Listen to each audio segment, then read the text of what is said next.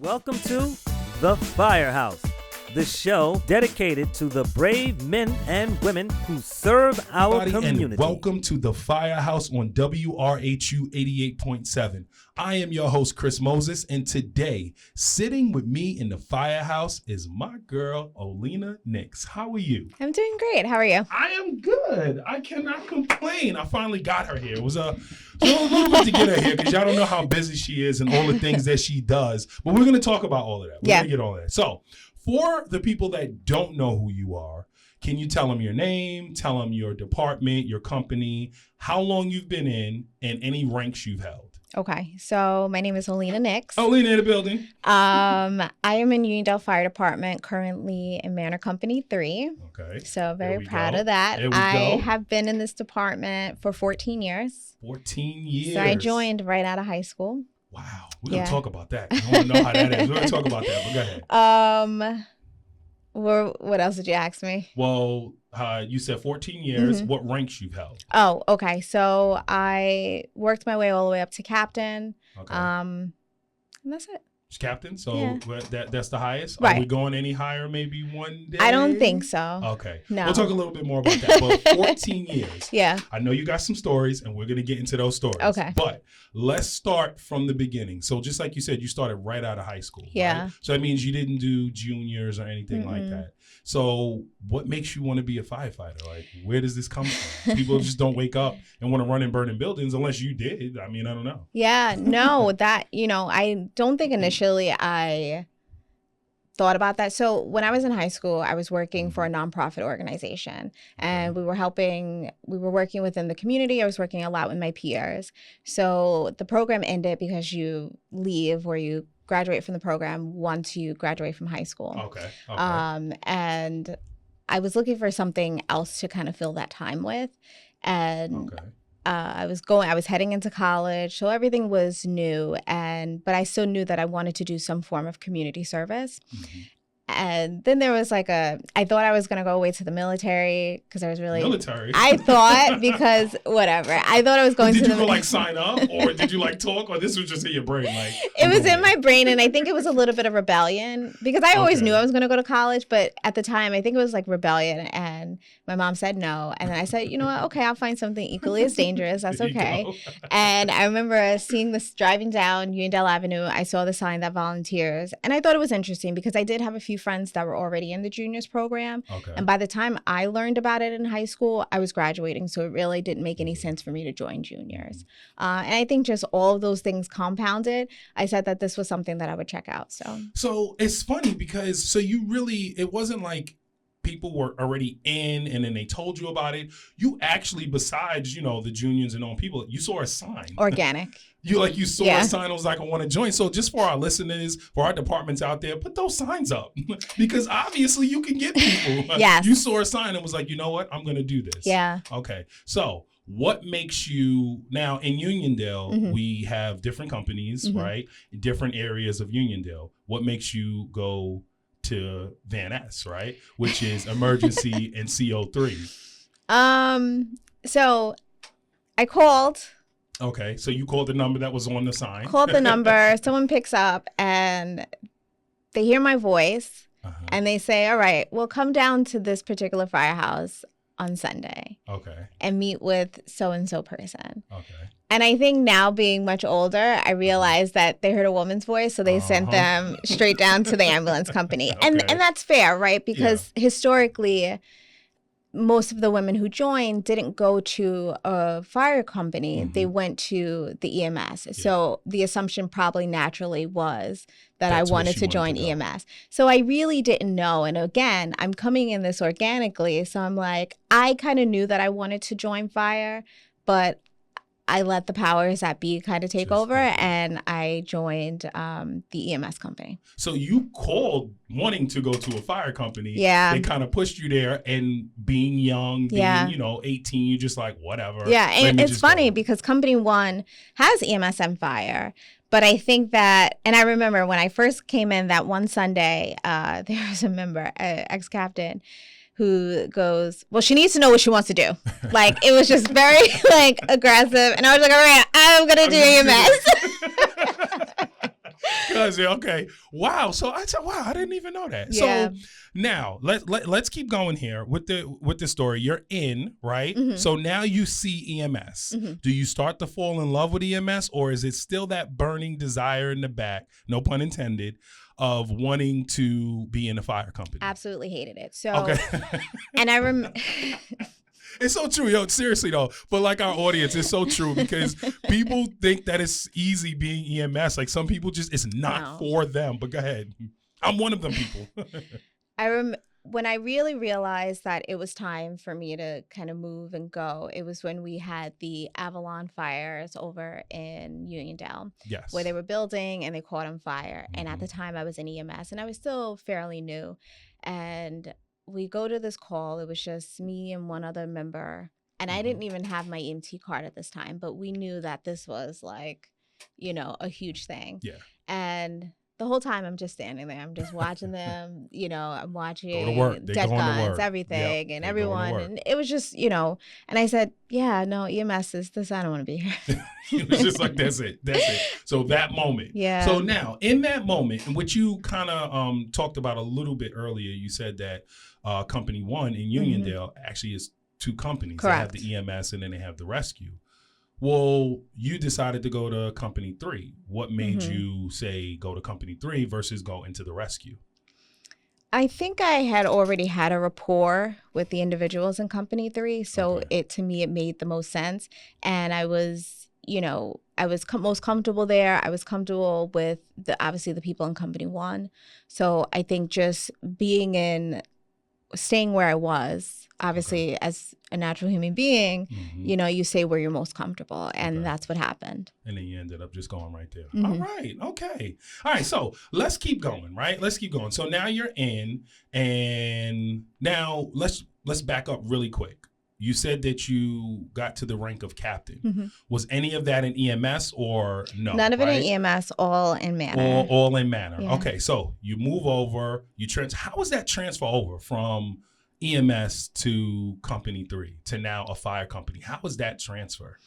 To me, I think it was pretty seamless because, again, these were individuals that I already knew. So they trained me as I was coming in. It was a little bit relaxing because every time you heard a Signal 9 come in, I was like, oh, I don't have to go to that anymore. I ain't gonna get up. But I will say it was different because in terms of where EMS, where we did go to motor vehicle accidents and fires, we would kind of wait until needed, right? Yeah. And now it's different because being in Manor, you're in an engine company, you are the needed, right? Yes, so like you're the first, as opposed to being in EMS where it's more taking a seat back. So that was a little bit different, but to be expected. Like I knew what I was transferring to. I didn't mind it. So you didn't mind it. No. It was cool. So I just want to keep going with just that transfer because that's like, from going from EMS to not doing, I guess what you said, not going to these calls, now going to those fire calls, also what you wanted to do from the beginning, right? You get over there. Do you have to do probation again or anything like that? Like, how does that work? Because now you have how much time in EMS? How much time? I only really had about maybe a year and a half. Okay, so it wasn't that much time, but it's enough time where probation, all of that is probably up. Do you got to do that again now? So I will reveal. Okay. Now I can talk about it now because whatever, it's like something in the past. I also knew EMS wasn't for me when I couldn't pass my state exam. Now, let me tell you something. I laugh about it now because it weighed so heavy on me at the time. And I was frustrated at myself because I'm like, I'm in college. I have a 4.0 GPA. I've never had an issue with academia. What is going on? And then I'm like, it must not be for me. And I remember talking to my mom and she's like, this is not your thing. And it's not meant for you to stay here, you know? And it took me a little bit because they made some real exceptions for me. So shout out to Company 1. They will always have a place in my heart. But I said, you know what, I'm done because it wasn't for me. Right. And yeah. That was it. You was just like, but besides really not even coming in to do that, now you push yourself into it, you do it, and then you're like, the test comes and it's just like. So I was just like, this is not, like, I'm becoming more disappointed by it by the moment. So with that, I never got off probation. Okay. In an emergency company. So another year was like, okay, whatever. I just felt like I was starting over. You know, I had a fresh start. It's a whole different everything. So yes. So I didn't even think about it. Like, you know, once you kind of get out of the stick of it and throwing a pity party for yourself, you move on, and it's been the best experience, the best idea that I've had. Ever done. Yeah. Look at that. Yeah. All right. So let's keep going with that, right? Because I got to ask the question. You're a Black Shield. What makes you say you want to go now into leadership? Because that's the crazy right there, right? You're already in, you're fine. You've now accomplished what you wanted to kind of do. I'm in the fire company. Then you say, you know what? I want to be a leader here. Like, what makes you want to do that? So I think in the heart of Blue Point, New York, the Johnny Mack Foundation stands as a beacon of hope and resilience. Founded in memory of FDNY firefighter John F. McNamara, who lost his life to 9/11 related cancer, this foundation embodies his enduring motto, whatever it takes. To supporting first responders and their families, the Johnny Mack Foundation is committed to making a long-lasting impact. Join us in honoring John's legacy and making a difference. Visit at johnnymackfoundation.org to learn more and contribute.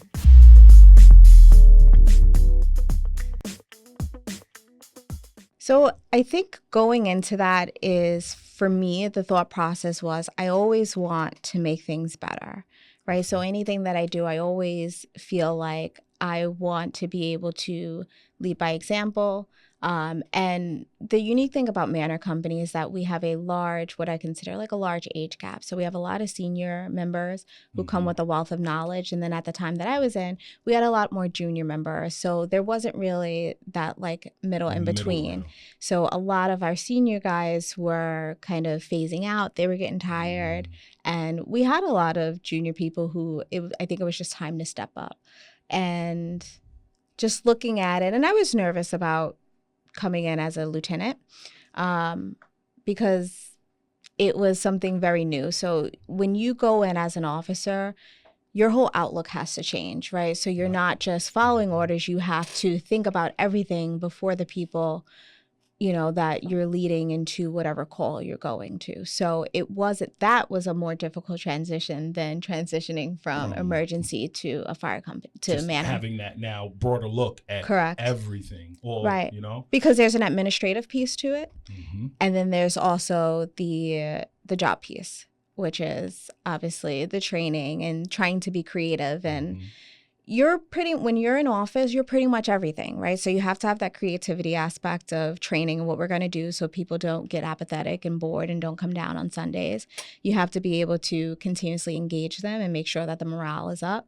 You got to keep the administrative side intact. You got to be able to advocate for your company members when people are, you know. Of course, we all know. We're all here. We all know how it is. We all know how it is. You got to advocate. And I think it really takes an individual who can continuously think about all of those things, or at least a good team of people who can lead and kind of push off of each other to make that aspect. To kind of make that happen. So I got to ask the question, right? Because you know, the fire department is basically, you know, that machismo, male-driven, beat on their chest kind of thing. So as a woman in the FD, do you deal with any of that machismo kind of stuff? Have you ever been in a situation where that kind of was there and you're just like, and how did you handle it? Yeah. Well, let me first say I am 5'2". Yes. So I'm 5'2", and you know we have these chairs here and they're like super low, and I'm like, we got to bring the chair up to get her in here. But go ahead. And funny, the cylinder, the SCBA cylinder, is probably the size of my torso, so it always hits the back. Whatever. I never even thought about that, but just picture that. You're right, because you are short, and that is a pretty big cylinder. So how do you even? I say that to say, I think humanly, when you see this person get off a rig, you don't have a lot of faith in them. So, of course, I dealt with the, as you would say, the machismo aspect of it. But part of that is being able to come in professionally to show that you're always dedicated and to have a strong skin. So, like, you have to have thick skin to be in this, no matter what. So, developing that was... it was new for me because I always try and come to situations with a lot of softness, and sometimes that doesn't always work in the fire sector. So not here. You're not going to do that. Yeah. So it was hard, but you were able to adapt. So much challenging. So, I don't know if I would call it hard, but it was definitely challenging, and you just push through it. I think when you really want to do good work, you push, you persevere. Yeah. You make it happen. And if you really think about it, like, even with all of those challenges and all of that, you didn't just be in the company as a Black Shield, you were elected as captain. Right. So for my people that don't know, that listen to the show, when you go into any of these leadership roles, you are elected by your peers. Yes. So your peers, even though, you're getting off the rig with the cylinder, they trusted you. Yeah. They knew that you would be that person that could lead them in there. So kudos to you on that. Thanks. I appreciate that. All right. So before we get into some stories, right, I want to talk a little bit about you being a legislator. Okay. So if you can explain that a little bit, right? And does the fire department have any correlation to it? Like, why you decided to go to do that role as a legislator? I'm a Nassau County Legislator in Nassau 2nd District. Okay. And I think really quick. Go ahead. I got to ask you. So what does that mean for our people that don't know? Like, what do you do for the county? For the county, like, what do you do? And for the people, right? So my district covers Uniondale, pieces of Hempstead, and all of Westbury, Newcastle currently, and really, as a legislature, I'm making decisions on the budgets of different departments, our police departments, our sheriff's department, civil service, and wanting to make the county more efficient. I also work on the side of making decisions about, obviously, repairs, infrastructure, working with some of our private partners to bring more to Nassau County to hopefully drive our tourism. So any of those things and all other things in between. Is the things that you kind of handle. Yes. Okay. So, but now why go that role? Like, what made you do that? Did the fire department have anything to do with your decision to do that, or learning about it, or anything like that? I wouldn't say it helped formulate my decision. Actually, that's not true. So I think it did, because when you're in a fire department, you don't just go to fires.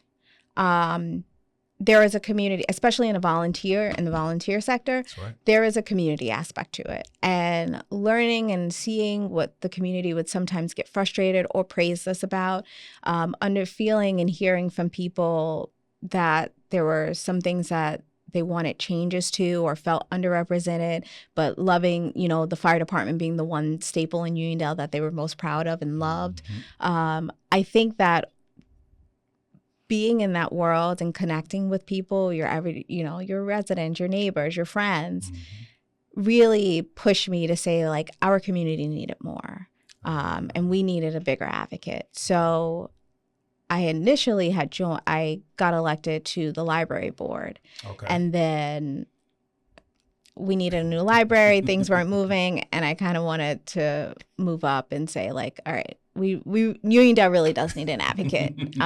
So that's kind of how that happened. That's kind of how I guess was the stepping stone. You went in that being in the library, you saw the need and was like, I can make more of an impact if I was in this position. So I got to ask, though, for people that are listening, how do you become a legislator? Like, how does that happen? Like, did you see a sign and was like, no, is a legislator and I'm going to do it, kind of like the fire department? Or not exactly. You have to receive a party nomination. Okay. And I think it was a timing thing. So our current legislator had won a seat for the state senate, and the seat became vacant. And the party had reached out to me and asked me if this was something that I was interested in. And it happened. And I ran a very short campaign in 30 days.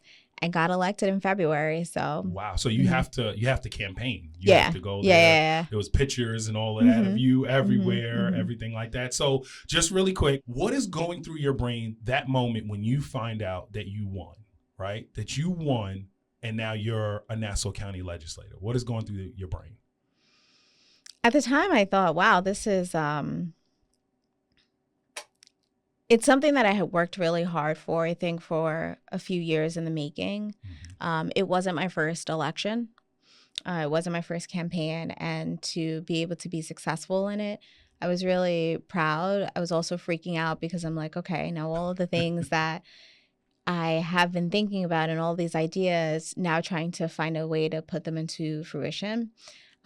I do also think that, and I still think about it, about like how my time is going to change significantly with the fire department, because at the time I had won around the chairs. So this is February, this is months ago, a few very short months ago, and I was the second lieutenant. So thinking about like what that's going to mean for me and my time at the within the fire department. Yeah. So you had to kind of figure that out and kind of make that work. And I'm still, it's only been 7 months. You're handling it. So I'm still navigating. Still navigating it, kind of trying to figure it out. Yeah. So you find out that you won and, you know, I'm pretty sure you're excited. Is there training for this? Like, how do you? Okay, that's something you're gonna have to probably put together for the next. Like, how do you even know what to like? If I want to know, how do I even know what to do? You don't. Who do I call? You don't. And that's it's funny, but that's where you rely a lot on the work that you've already been doing. Okay. You rely on some of your personal background and professional background. You rely on things that you've learned from the fire department. So in every meeting, I'm sure, as you know, we use Robert's rules. That's right. That's how I know how to make motions in seconds on the dais. See, I love that. But that's amazing because that's what the fire department gave you. Where it gave you that leadership aspect because you were a captain. So you knew how to lead people and you weren't even paying them. And you knew how to lead them. And then just learning how to run a meeting, Robert's rules. Knowing what they can and can't do, knowing what's supposed to come next. Those things were certainly skills that I picked up from the fire department. I love that. Okay.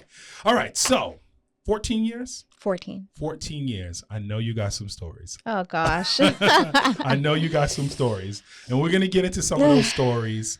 But I think first what we can do, we can play a game that we call the flashover. Okay?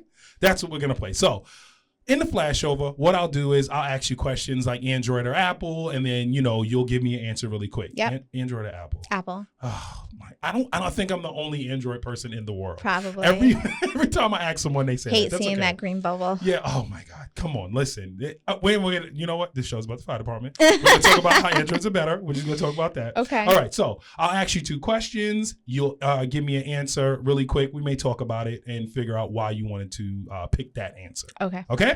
All right. So Legislator Nicks. Do they call you Legislator Nicks? People do, and it's funny because I wear so many different hats. I know. That so it's like, what do they call you? I just, at this point, like, I tell everybody, just call me Olena. Just call you Olena. It's just easier. Yeah. Right? So wait, really quick, in the fire department now, you're in office now, right? I'm not in office any longer. So when my term had ended, I think it was either end of March or end of April. I can't remember. Yeah. Everything's blending. But I didn't run for the first lieutenancy, obviously, because things were changing. Things. Right. But so you tell them just call you Olena. Olena. We're not Legislator Nicks or anything like that. But technically that is your title. It is. Nicks, and a lot of my titles are earned, but I don't do the work that I do for titles. So and I know everyone feels differently about how they want to be addressed, but for me, it's just as long as you call me by my first name, or you call me by my name, that's all I care about. Yeah. Okay. All right. So let's get into the flashover. Okay. So got a couple questions. Are you ready? I'm ready. All right. Let's go. You're at a parade. Do you drive the rig or do you drive the chief truck? Which one? I can't believe walking's not an option. It's going to come up. Okay. I would drive the rig. You drive the rig. I actually drove the rig for the Memorial Day So you'd parade. rather that, not you know, you're only 5'2".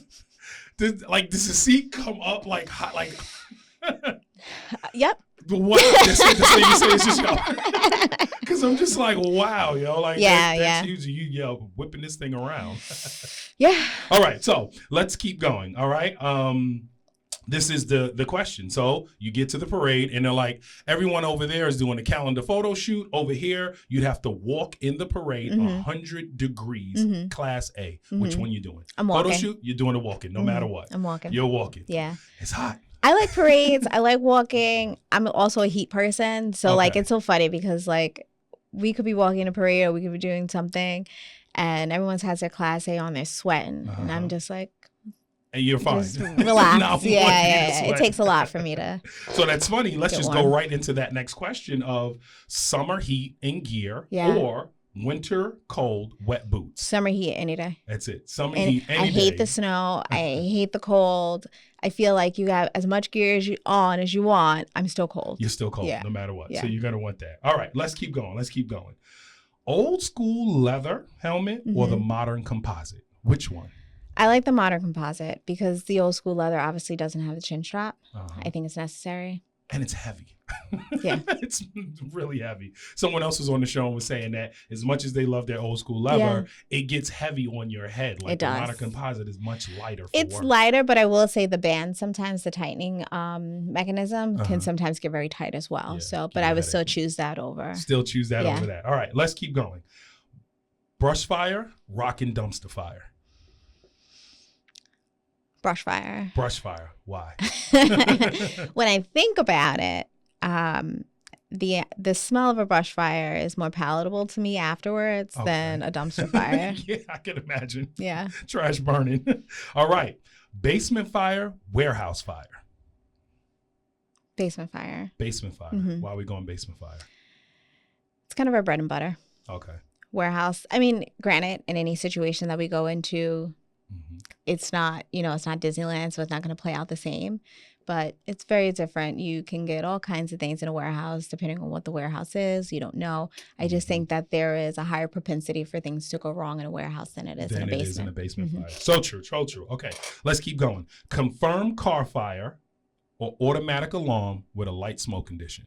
It comes over, you got to pick which one you go. Confirmed car fire. Confirmed car fire? Why? Yeah, because light smoke condition could be like someone burned popcorn. You know what I mean? It really could be, and we see that very often. Especially here, right at Hofstra. I was gonna say. Right at Hofstra. Come on, kids, stop burning popcorn. Rather go to a car fire.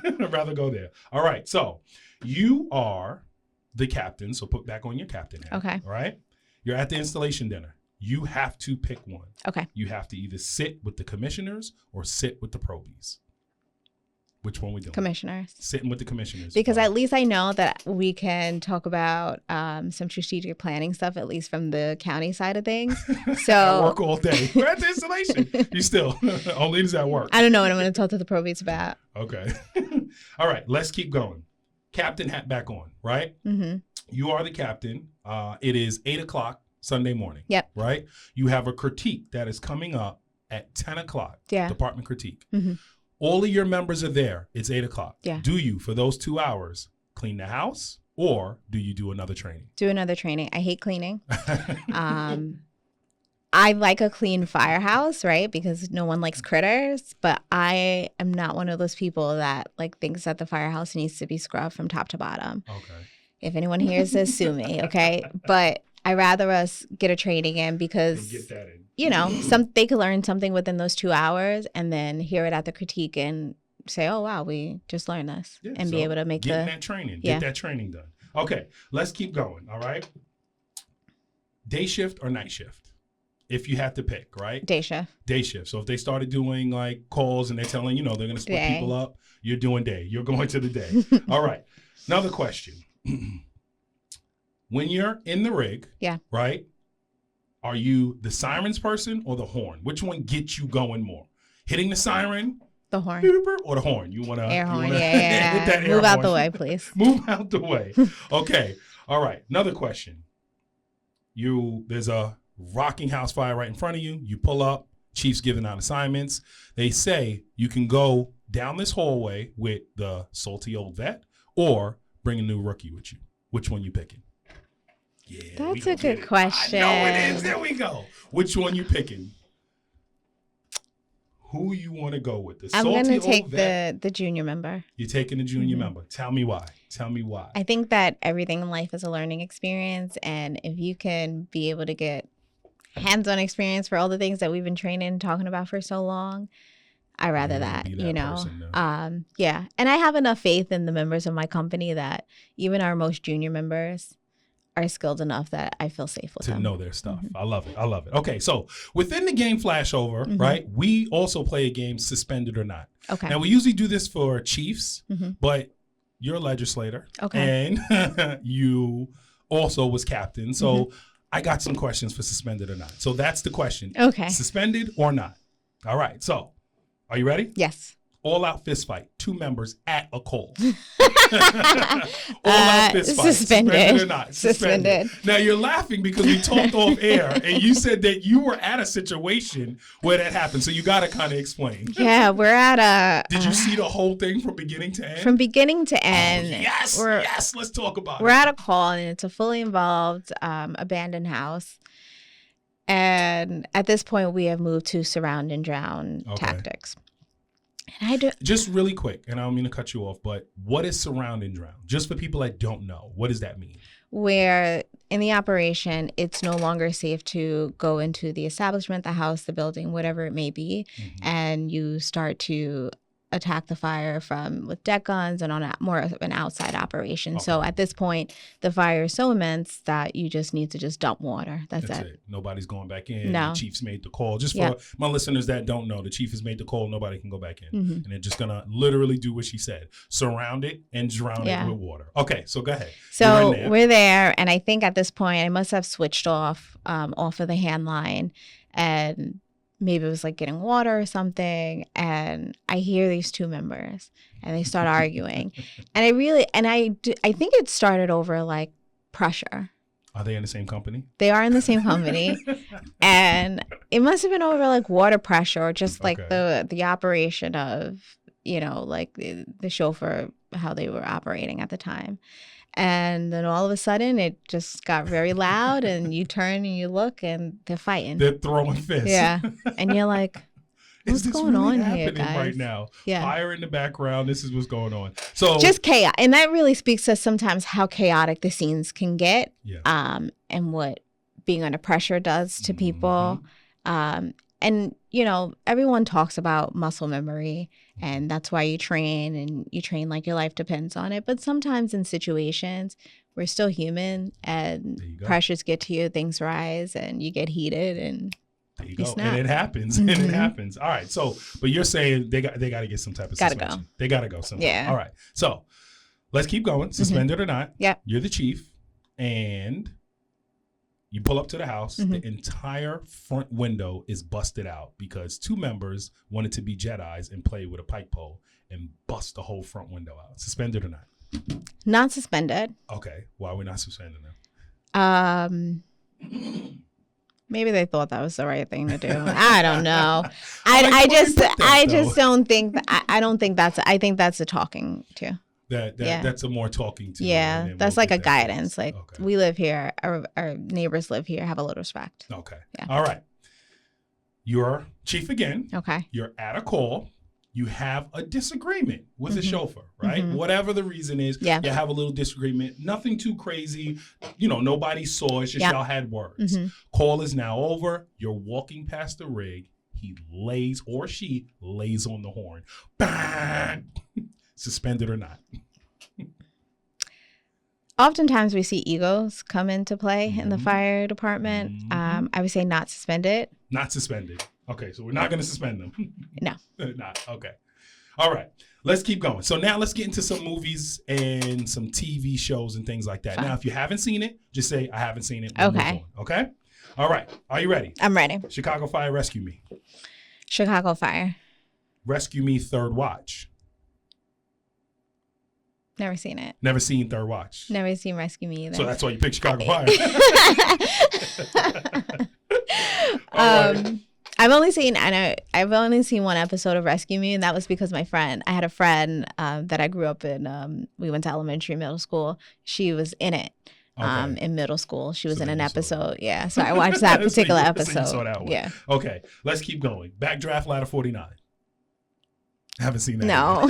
That's okay. I'm not a big TV person. Well, so okay. So yeah. That's fine. That's fine. That's going to be homework, right? Go watch. I have a long list Ladder 49 that people have been giving me because we talk about movies, television, on the legislature a lot. And they go, "You seen this?" And I'm like, "No." Like the other day was The Godfather. And I'm like, "I haven't seen that." Seen The Godfather? No. Oh my God. I know. And that's a long time because you got 1, 2, and 3. You got to see. I heard. Yeah. You got to sit and watch, but you got to see those. Okay. So let's get to the most important question I'm going to ask you today. Okay. And I'm curious of what you're going to say. I have a feeling I think I know what you're going to say, but I'm still curious. Okay. Engine or truck? Engine. Why engine? Why are we going engine? First of all, let's go. Engine company in the building, but why engine over truck? I mean, naturally, because I am in an engine company, but I think having that control, like I don't have to wait on anyone. I have the hose in my hand right now. We can put it right. That's right. Put the wet stuff on the red stuff. Let's go. All right. So I got a couple more questions for you before we get out of here. Let's do it. A common myth that you would want to debunk about firefighting. That every call you go on is not going to be exciting and exhilarating, right? Sometimes you're going to go to automatic alarms and it's going to be food on the stove. Sometimes it's going to be like a small fender bender, you know, but it doesn't mean that you shouldn't always stay ready and stay prepared. That's right. Stay ready. I love it. I do got a question I just thought of, right? Because you are a legislator, right? So you're at a call, right? And you get to the call, you pull up on the street and there's a huge pothole, whatever. Is that something you're like noting, like this block is messed up and I got to take care of it? Sometimes. Like as you're just doing your role as a firefighter and you see things in the community that need work or someone said something, that role is kind of on. So it's kind of like. I think any good legislator, you never stop being a legislator. Okay. You're always, especially if you're in your community or in your district, you're always looking. And I have to say that as a legislator in this role, one of my primary focuses is making sure that we keep our volunteers funded and making sure that we are incentivizing them and retaining them. And I'm happy to say that we got some money for the Westbury Fire Department. It's funny because I was going to ask that. In the reverse, as a legislator, if you see things that come up for the fire department, you're closely tied to that. Yeah. So that's not just closely tied to Uniondale. You look at it as the fire department. Right. So we've had other departments come in and ask for funding for certain things. And for me, it's a sector that I have experience in to say, this is why this is really necessary. Because and I always, when I sit on the dais and we talk about funding our first responders and things like that, I always make sure that people understand just because it's a particular community or particular district, mutual aids happen all the time. That's right. And if you have a fire department that's not well equipped and doesn't have the tools that they need to get the job done, they could be going into the town you live in and you don't want that. That's right. Like you don't want them to be a risk because we on the legislature didn't equip them properly. That's right. So I got to ask this question, though. Have you ever been on a call and someone noticed who you are? Like, I voted for you. Yes. So that has happened. You got to tell me the story. Like, how did that happen? You hop off the rig and they knew you? Yeah. So obviously we live in the community, right? So most people live in the town that they volunteer in. So there's that aspect. So I know obviously a lot of people through Uniondale and just through some of the other advocacy things that I've done. But I will say it did happen after the election. And unfortunately, I don't get on the rig as much as I'd like in the last few months. But I have seen people and they're like, oh my God, I can't believe you're still doing this. How do you have time to do this? When do you sleep? You know, like I can't like believe that it's still happening. And it's fun because I actually have a couple of coworkers. I have 2 other coworkers that sit on the dais with me that are also first responder, one in FDNY and one in Mineola, who's an ex-chief. Yeah, so that's so crazy. And we talk about when we get on tomorrow. We're probably going to talk about things that happen over the weekend. Yeah, and different calls. That's good though, because in that, like you said, that ties you close to the community, and really the fire department a lot of times is like the backbone of the community. Yes. So, and that's for every department. So just being closely tied to that and having someone like you as a legislator there, you know, you're making sure, like, you want to make sure, like, listen, fire department is good. Yeah, sure, and Long Island has a strong kind of tradition and when it comes to the fire department, as opposed to other, you can go out of state and you don't see the same kind of presence. Yeah. Where on Long Island, it's huge. Like you said, it is the center of our communities. Yeah. So I got to ask you a question, because you're a legislator now. So, like, how long is it? Like, is it 2 years, 3 years, 1 year? You know, when do you have to run again? And how do those things happen? The term it's technically a 2-year term. So because I got in on a special election, the term that I took on ends at the end of this year. So I am actually campaigning now. I'm up for re-election. Okay, there we go. Election day is November 4th. Make sure y'all get out and vote. Make sure you get out and vote. That's Uniondale, Hempstead, West Hempstead, and Franklin Square, which I have to say, I've been sitting here. Okay. And I noticed Yes. this challenge coin. Yeah. Joe Gerardo, I've seen you so many times, and I don't have a challenge coin. So I hope Joe, you've been called out. You better get her. You better get her a challenge coin. Come on, Joe. All right. So you are running for re-election. I am. Okay. And that's in November. So you're kind of campaigning and doing things like that now. Okay. All right. Listen, good luck. I'm pretty sure you're going to win it. I appreciate that. I know that for a fact. All right. So before we get out of here, I got a couple more questions for you, right? Just in a whole, how has being in the volunteer fire department changed your life? It's changed my life in the way that you feel a sense of giving back, but you are learning skills that a lot of people can't relate to. Going to motor vehicle accidents, going to calls, you learn to, one, not rubberneck when you see an accident, because you're like, okay, everybody move it along. Traffic. Right. But there are so when I take the stairs places, I'm always counting stairs. I'm always looking for 2 exits other than the ones that I've come into. So those things have become muscle memory that other people may not necessarily do, but fire is always like interjected into your life. Anytime you go into like a building and you see an old like hose in the hallway, and I always think this, I go, well, that's not usable. Yeah, that's not, I can imagine, right? You look like, you're not going to use that. So and I always say it, and it's so funny. I always say it to myself in my head. It's like just a little funny thing, but you think about those things. So you look at in a space and you're like, all right, if there's a fire in here right now, or just an emergency, you think about those things on a constant basis. So I think with the everyday person just walks into a space and they're like, okay, I'm in this space, you operate and see things very differently. And kind of see and looking at everything that's going on around you. Yeah. All right. So last question that I have for you is, if there's someone that is listening right now that just joined, they just started, or they're thinking about joining, what type of advice would you want to give them? For someone who just joined, I would say stay the course. Okay. Every day is not going to be rainbows and sunshine. And every day you're not going to go to a fire. But there are so many other valuable skills that you're going to learn and be able to get under your belt, and you're never going to stop learning. If I was going to speak to someone who's considering to join, I would say do it. On the legislative side of things, it keeps our taxes low. There you go. The more, and we are seeing a huge issue with retention and recruitment. And being able to, because times have changed, cost of living is up, and people don't have time to dedicate to, and it's a lot. It's very time consuming, but if you're considering it, I think that's the first step. Come down, meet people, and I think coming down on a Sunday is going to win you over. We are a true family. People say brotherhood, but sisterhood. Sisterhood and brothers. Sisters and brothers. Do it. It's so worth it. It's so worth it. Yeah. I love that. All right. Well, listen, thank you. Of course. So much for coming down. Is there anything that I'm forgetting that you want to bring up?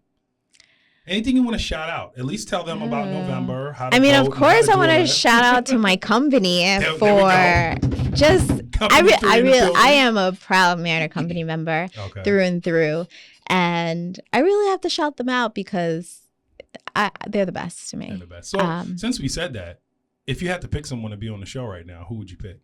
Who would you call out and say they need to be on here? Who would I? Who will we pick? You know who's a good person to speak with? Jeff Markell, ex-captain Jeff Markell. Ex-captain Jeff Markell, you are being called down to the Firehouse. We'll get a hold of him to get him over there. Yeah. All right, but tell him a little bit more about the re-election thing, just so everyone knows how to vote, where to vote, everything like that. I mean, we got some time. We do. No, not really. Because it's September going into this November. Yeah, right? So, we got about, I'm counting, I think it's 37 days. There you go. So election day is November 4th. Okay. You can start voting early, starting October 25th to November 2nd. Okay. So again, if you Where do you live go? to your normal polling place that you would vote for any general election. Okay. So if you live in Uniondale, Hempstead, Franklin Square, and West Hempstead, I hope to have your support. Make sure you have the support. But one thing I didn't know, what you just said, was you can vote early. So how do you do that? You just go to those places? To vote early, you can vote anywhere. So anywhere that there's an early polling place, you can vote there. Okay. So the place, I guess the town has to have early voting? Is that how that works? Even if the community doesn't, let's say Uniondale will have an early voting location and it's going to be at the Uniondale Community Center. Okay. But let's say if you lived in Franklin Square and there wasn't an early voting location, you could come to Uniondale and vote. So you can vote at any early voting location throughout the county. Okay. So if you think that you're not going to be off on election day, which polls open at 6, they close at 9 p.m., 6 a.m. to 9 p.m., vote early. All right. Get it done. Look at that. All right. Well, listen, thank you so much for coming down. Thank you for what you do, right? As a firefighter and then as a legislator, just being there and always kind of having the FD right there. I got y'all. I love that. So for all of my people, I'm telling y'all from here, from the Firehouse, y'all better vote for it. I'm just telling you right. All right. But anyway, thank you so much for coming down. Thank you for having me. All right. Listen, we just heard from, I'm saying it, Legislator Olena Nicks from the Uniondale Fire Department, Company Number 3, about her life as a firefighter. I hope you all enjoyed the conversation. Please like, share, subscribe, do all of those things. I am your host, Chris Moses, and please tune in next week to another great conversation in the Fire.